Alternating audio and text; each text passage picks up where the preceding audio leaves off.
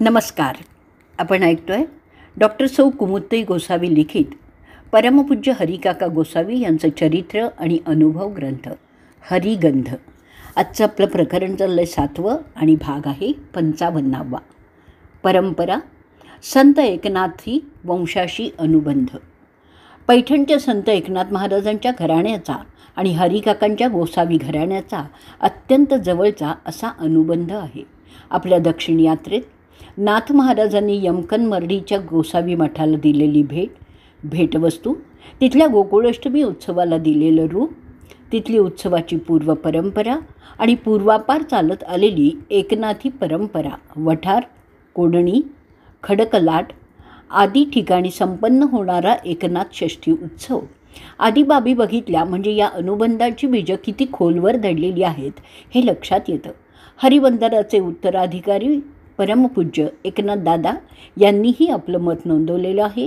आचार्य गोविंदराव गोसावी गुरुजी यांच्या पहिल्या पुण्यतिथीच्या म्हणजे 24 एप्रिल 1996च्या निमित्ताने त्यांच्या तैलचित्राचं अनावरण आणि त्यांच्यावरील चैतन्याचं धनु या स्मृतिग्रंथाचं प्रकाशनच या समारंभाच्या निमित्ताने आलेले दादा औरंगाबादहून परतताना गोसावी घराण्याशी म्हैसाळ म्हणजे तालुका मिरज जिल्हा सांगली म्हैसाळचा आलेला पूर्वापार संबंध कसा आहे हे सांगून गेले आणि त्यापासून म्हैसाळ हाचा वेध लागलेला होता.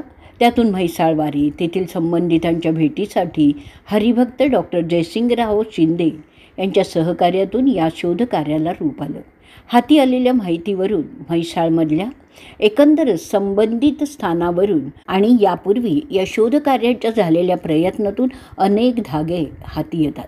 एकनाथी घराण्याच्या मूळ परंपरेशी असलेलं त्यांचं नातं उलगडण्यास ते सहाय्यभूतच ठरतात.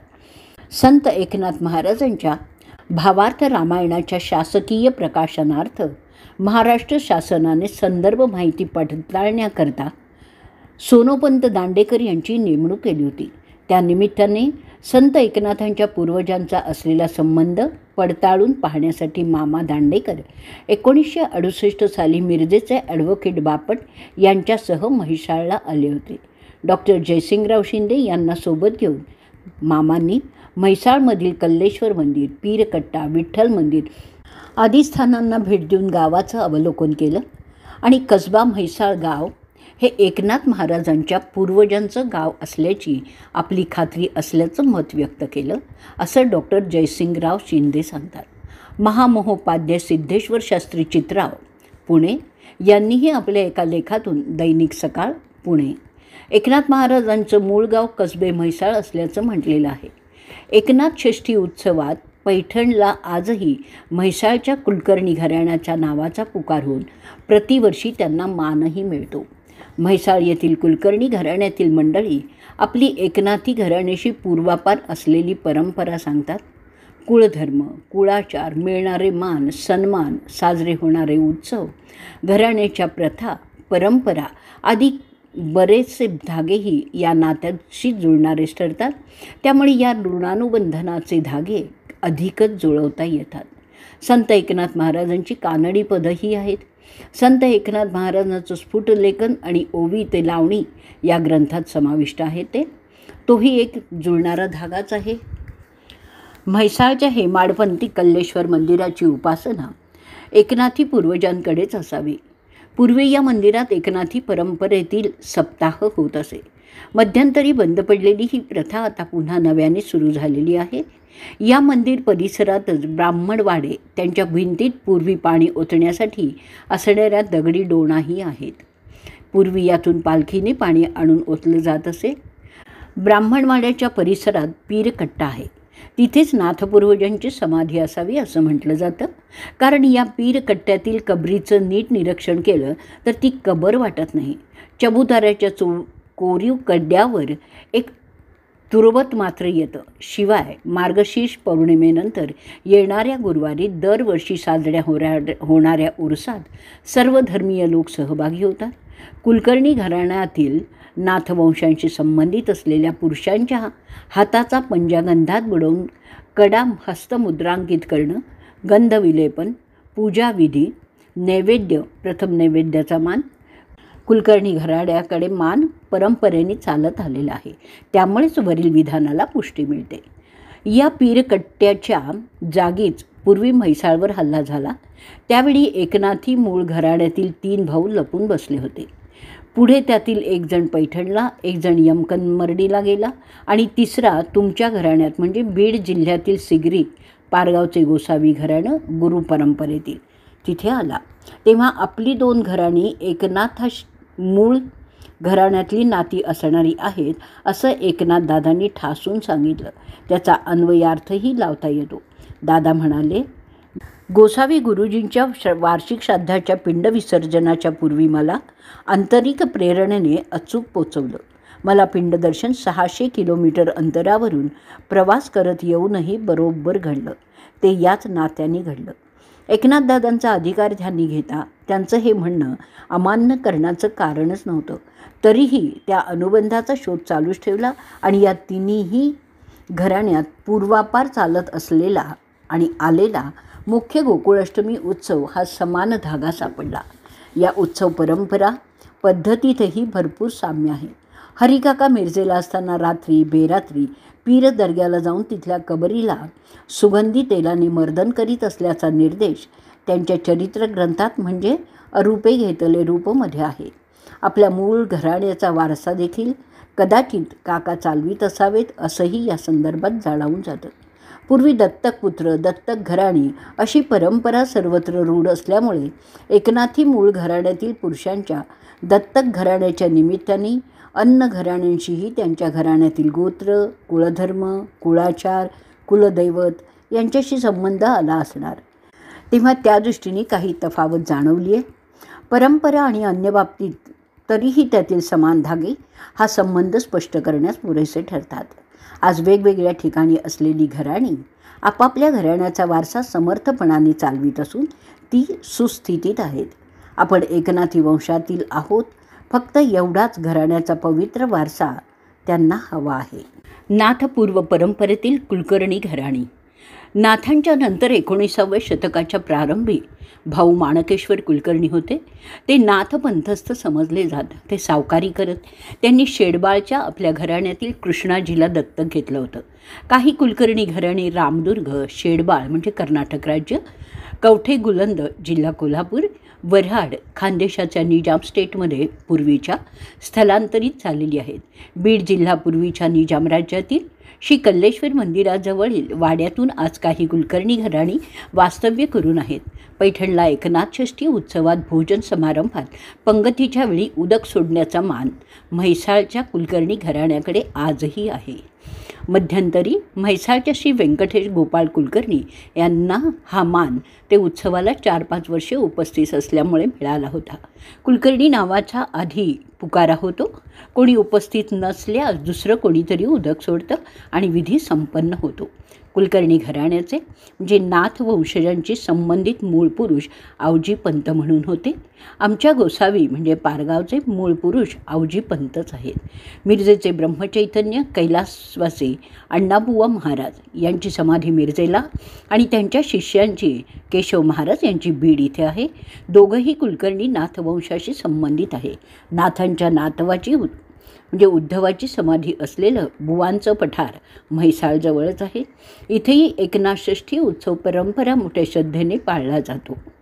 इथली नाथवंशीय घराणं इनामदार नावाने परिचित असून श्री रघुनाथराव इनामदार पुणे हे या घराण्याच्या संग्रही असलेल्या कागदपत्रांच्या आधारे एक नवीन ग्रंथच प्रकाशित करणार आहेत. त्यातून त्यांचं घराणंही एकनाथ वंशीय असल्याचं सिद्ध होतं. निपाणीजवळील खडक लाटेतील नाथवंशस्थांना वठारी संस्थानाकडूनच नाथषष्ठी उत्सव सेवेसाठी इनामी जमीन लाभलेली आहे. एकनाथांच्या मुलीकडून असलेले नातू मुक्रेश्वराचं तेरवाडही म्हैसाळपासूनच अगदी कमी अंतरावर आहे. कोडणीचा एकनाथ षष्ठी उत्सवही पैठणप्रमाणेच तुकाराम बीजेपासून सुरू होतो. काकांच्या सुनबाई या आणि अशा अनेक आधारावरून एकनाथी वंशाची विविध ठिकाणी विखुरलेल्या घराण्याची परंपरा ध्यानी येते. सर्कसवाल्या देवलांच्या कसबा म्हैसाळ गावाशी तर हरिकाकांनी भक्तिप्रेमाचं नातं केव्हाच जोडलं होतं. म्हैसाळचे शिंदे सरकारांचं प्रगतिशील घराणं हरिभक्तीत रंगलेलं, समाजसेवाभावी वृत्तीने या गावचा सांस्कृतिक ठेवा म्हणून मातोश्री श्रीमंत शांतादेवी शिंदे या धार्मिक परोपकारी वृत्तीच्या आईसाहेबांना महाराष्ट्र शासनाने सावित्रीबाई फुले पुरस्काराने गौरवितही केलं आहे. पारखे ट्रस्टचा आदर्श माता पुरस्कारही त्यांना त्यांच्या गेली 65 वर्ष केलेल्या समाजकार्यासाठी, लोककार्यासाठी मुख्यत्वे मिळालेला आहे.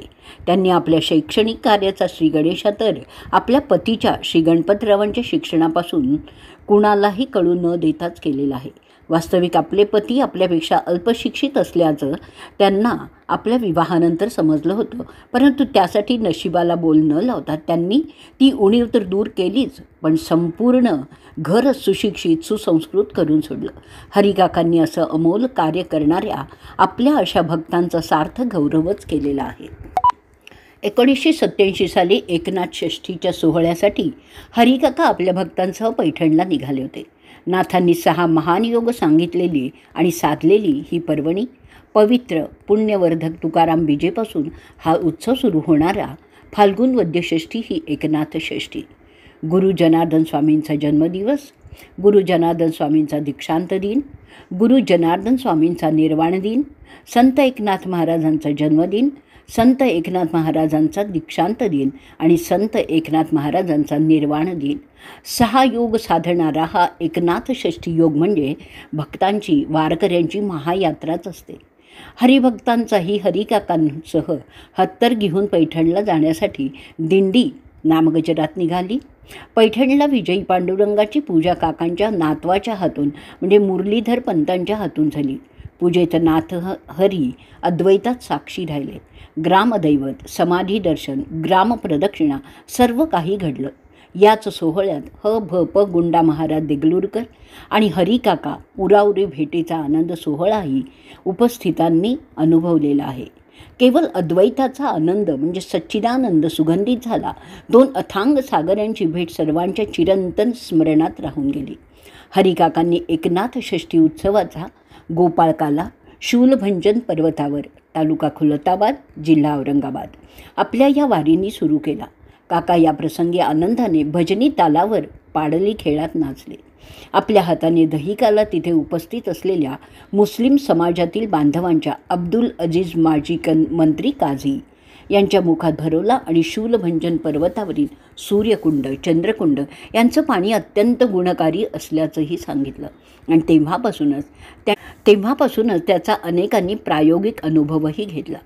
दक्षिणवारीत पैठणहून यमकन मर्डीला जाऊन संत एकनाथ महाराजांनी गोकुळ अष्टमी उत्सव 3 दिवसांचा केला आणि हरिकाकांनी हत्तरगी यमकनडीहून पैठणला आणि शूलभंजनला येऊन गोपाळकाला सुरू केला. शूलभंजन पर्वतावर संत एकनाथांच्या साधनास्थानावर हा उत्सव हरिकाकांच्या उपस्थित सकाळी 11 ते 12 या काळात साजरा झाला.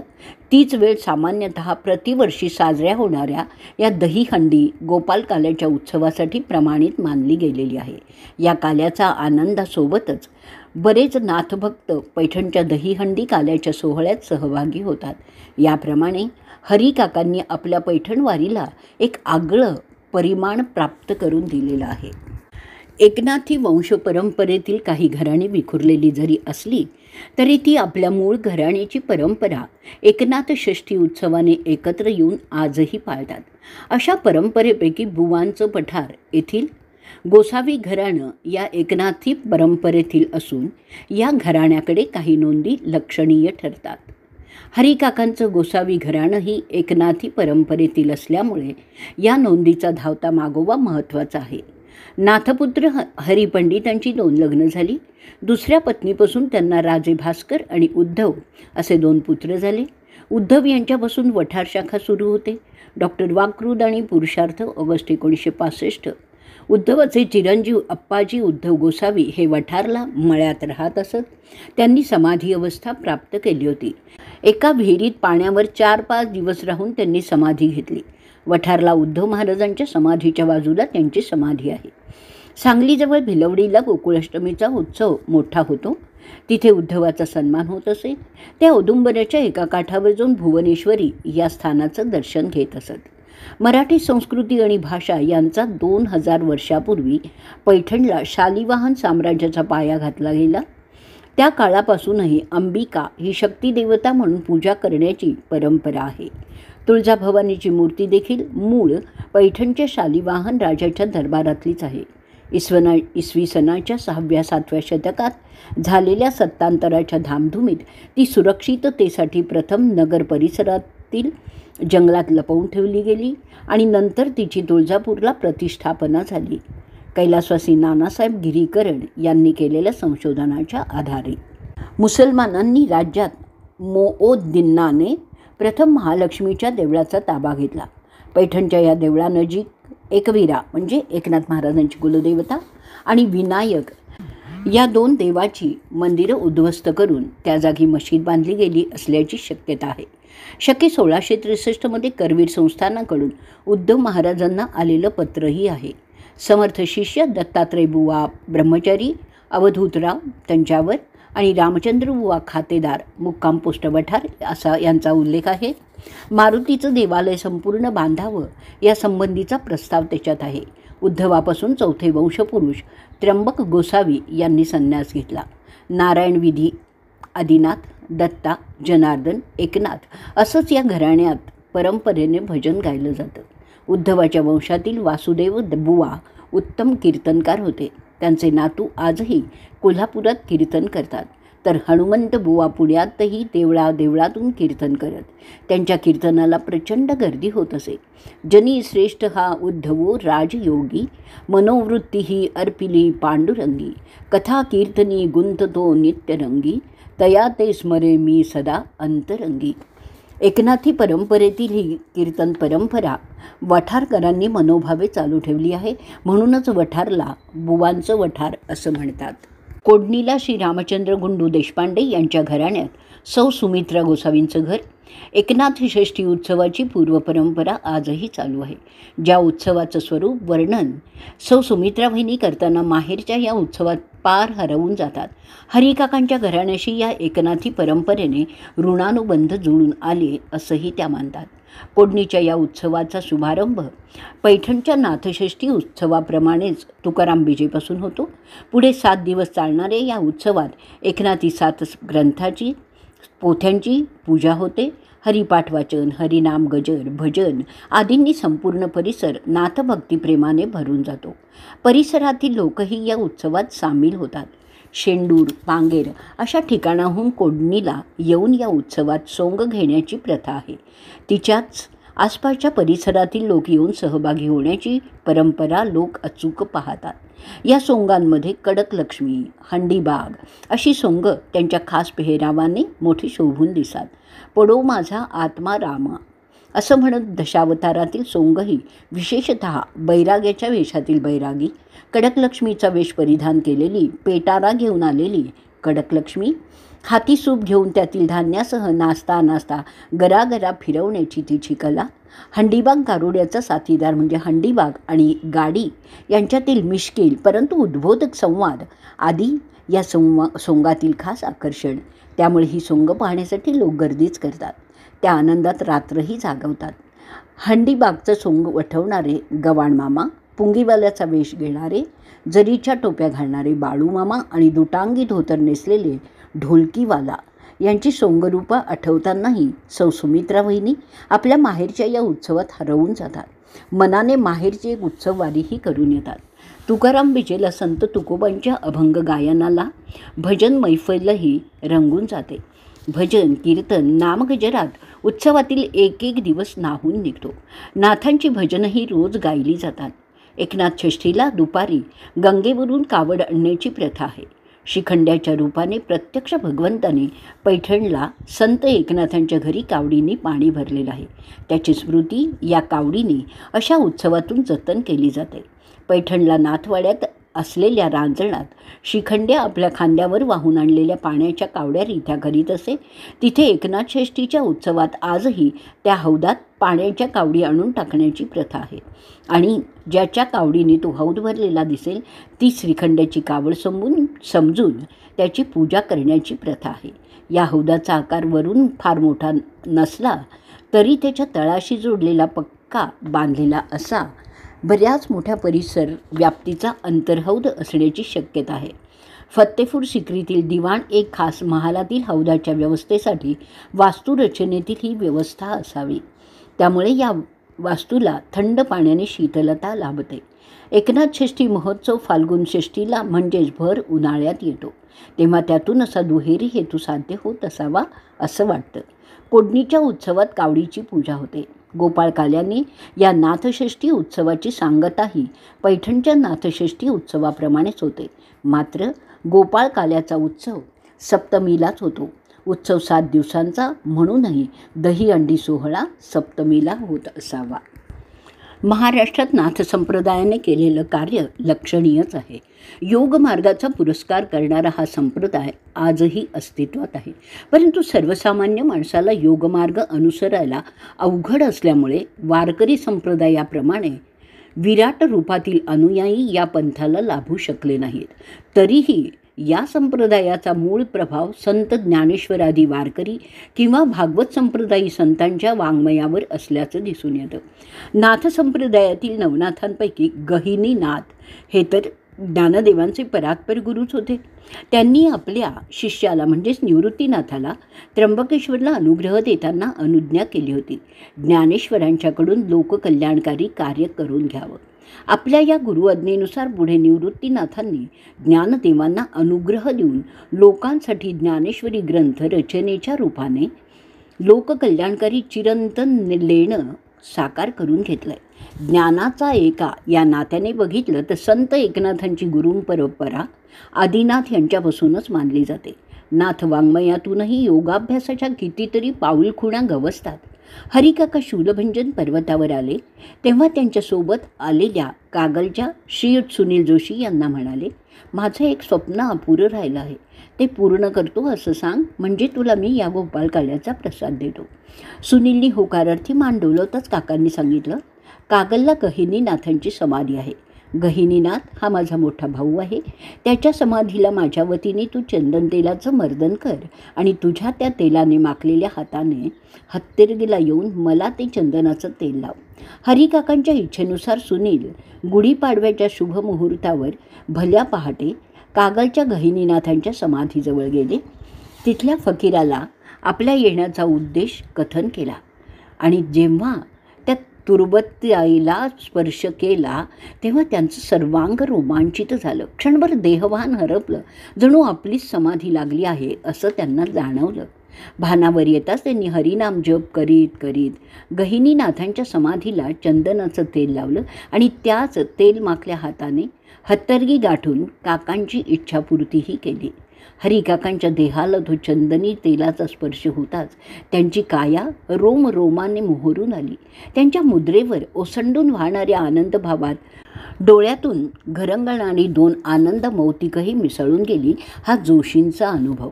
हरिकाकांच्या आनंदभक्ती मार्गावर नाथपंथीय भक्तिप्रेमाचीही परखण होते याची साक्ष ही आहे. आजचा भाग आपण इथे संपवणार आहोत. अवधूत चिंतन श्री गुरुदेव दत्त.